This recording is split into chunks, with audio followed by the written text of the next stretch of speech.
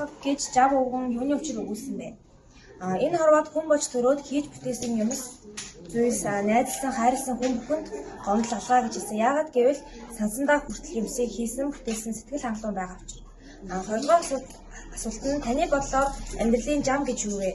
Энийг маш ойлгомжтойгоор тайлбарлах юм бол амьдралын зам гэдэг нь хүн хорвоод төрхөн үнэн тэгээд мэдээж өгөх нь үнэн гэдгийг хэлж байгаа.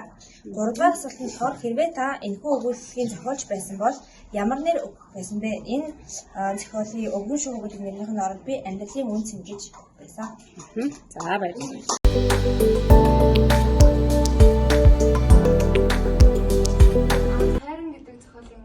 Хамгийн ихний бадыг ингээ уншингуудаа за байгаль орчинтай холбоотой юм байна гэж бодсон чинь яг нөгөө нэг хүний тэр гаргаж байгаа тэр алдсан болгон хайран гэж орж ирж байгаа болохоор тэр нь ингээд айгуу сонирхолтой санагдсан.